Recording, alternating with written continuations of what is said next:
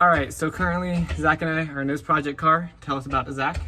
So this is a 1984 Nissan 300zx. It's a Z31. It's the first gen of the 300. It was a VG30E. Kind of blew up the engine, putting cheap eBay parts on it. Don't do that. Don't do it. It was a bad idea from the start, but you know, cheap high schooler kids. That's what you do. Project cars. It ran for like a month maybe, and then it blew up. So we're currently in the process of trying to put an RV25 into it. We have the engine torn out, the old engine, and if you want to see pictures of what it looked like before, there's pictures on our Instagram. And our TikTok, which those are both in the description. Unless you came from one of those, in that case, howdy. You've already seen that stuff, but yeah. And so today we're currently going to be trying to drop the transmission first. We'll also show you around the car and give you what we've done already. Show you what the project's going to be like and show you what you can expect. So we'll go to that. Let's start by just showing you around the car, I guess. So starting with the interior, we got AC stuff in the back. We got obviously the whole dash torn out, carpet out. We just have the seats pretty much and then the shifter. But that's not going to be in there for much longer. Yeah, that's true. Door panels, I don't think, we're not going to have... They came stripped. Yeah. We bought this car and it was already fairly stripped. We're probably going to build like a custom dash, aren't we? Custom dash or leave it without a dash for a little while. Yeah, something like that. Concern right now is just getting the engine in. That is true. All right, let's show them around like where the engine bay and whatnot. Sounds good. All right, as you can see, it is currently powered by H2O. Pretty spicy so far. It makes a good rough, like maybe 0 horsepower. It's pretty good. But as you I like can your tell, fender deletes up in here. We've stripped the entire body. You can check them out on Instagram. You can probably see what it looked like beforehand. I don't know if you can or not. But we might, if not, then we're gonna post some videos of what it looked like before, and maybe some videos of it. I love the spaghetti wiring. We dropped everything, and we've currently been stripping out wires for the engine that we took away, so we don't need it anymore. And currently today, we're hopefully gonna drop this bad boy out of there, which I think some mounts are broken. Because if we get a RB25 imported, they come with engine and transmission. And as you can tell, had some issues of it apparently running on a broken engine mount.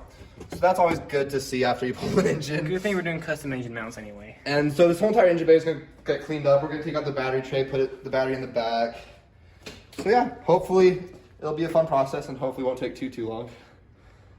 We'll show you the back here in just a second. Let's show them the underside as well. Underside? Yeah. Right. So as you can see, we have some weight reduction here. You might want to put some more weight in it just so we have some more traction, you know, because we live in some not so good weather areas. And with mirrors, we're going to take these off and we're going to do a surprise. You'll probably see that eventually, probably after the engine's done. And as we look back, you can see that there's a lot of rust. There's been a lot of repairs on it, been some damages. We're going to have to cut like all of that out. Yeah, we're going to have to cut a lot Let's of it just out. wide body it. We're going to wide body it, you know, do it right. Oh, the trunk's my favorite rust. So as you can see, we have more weight reduction here. We You got can tell it's pretty airflow hole. pretty good. It's We got just, nice airflow. you know, nice room. Makes it all spacey. Lets you breathe. I love that design though. And this was in the process of becoming when Nissan was switching it from Datsun to Nissan. So it has the two badges, which is pretty sick. Probably going to keep that on there. And we'll have some more surprises along the way. But as you can see, we have some rust on the fenders. Rust on the fenders. Front fenders. The hood's still in pretty good shape. All Most the things are in pretty dash good stuff. shape. The headlights actually still do pop up, which is impressive because most pop-up headlights don't work anymore. But they still do. And this tint is so cool. It's a cool tint. It's like a reflective. You can see the reflection of my phone in it. It's very a cool dope. tint. I just want to redo it possibly. Probably. All right. And we'll move it to the other side now. Let's show you the underside and what we're going to be doing today. All right, guys, so I'm taking you underneath the car right now. As you can see, we have a pretty big rust hole right here. Some pretty bad rust all along it. Some bubbling. Get underneath. You can tell it was up on jacks a lot. Everything's bent, rusted. It's pretty bad. But today, what we're hopefully going to be showing you is taking out this metal plate here that covers the drive shaft. And then have to remove the drive shaft from there. And then hopefully remove the drive shaft and drop the transmission. That's our goal today. We'll see how well that works out. There's a bunch of rust over there. Springs have been cut on the front end, you can see up here. People who owned it tried to do a lowering job, didn't work out too well. It's actually pretty garbage. But there's some rust in some places, so it's gonna be a lot of repairs and process. Huh? Not as bad as the Corvair. That is true, not as bad as your car. Yeah, you guys will see that one soon. Hopefully. Get some videos of that on there.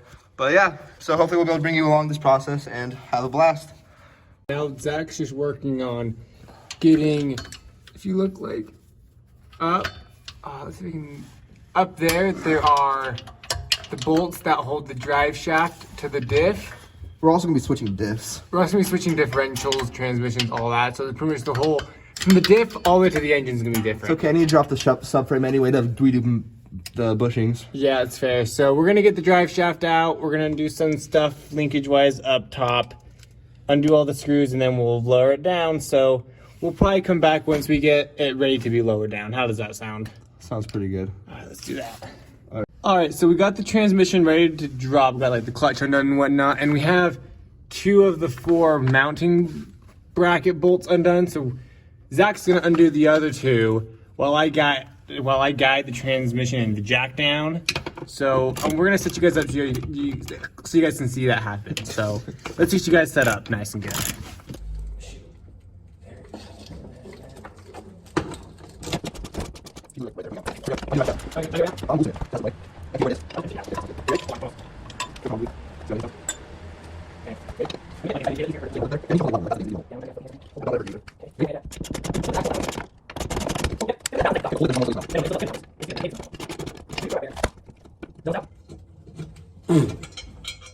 Free.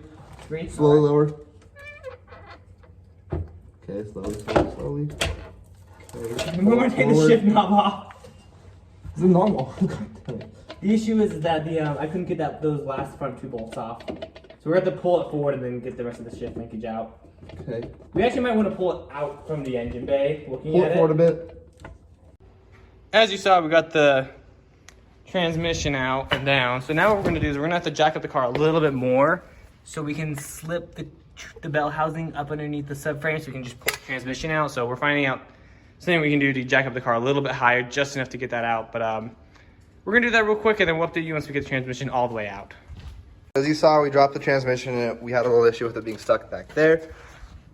It's so nice to be able to see all the way down to the diff. And we got her out. We used some sketchy long pieces of wood. This is definitely OSHA approved, I swear. This is just... Got the transmission out. She's looking all right. A little worn down. Transmission mounts are basically gone. So, yeah, I mean, overall, I think it was pretty good. Wasn't too much of a hassle. Didn't take us too long. This is us probably gonna end the video today here. Got it out. Was pretty successful. Wasn't too bad, as you guys saw. What's the next step? Next step was probably gonna do some interior work, and then probably after that, we'll do a video on some rust repair and prepping the engine bay for getting it ready to have a new engine and clean it up. We're kind of financially in a bad spot to afford an engine right now. So it might be a while before we get an engine. So but we'll get it figured out. we'll get it hopefully within the next couple months. Yeah. Instagram and TikTok, if you're into that kind of thing, in the description, and also I think on the about page of the channel. So go check those out if you want to. We post updates on the Instagram all the time. Same thing with the TikTok. But yeah.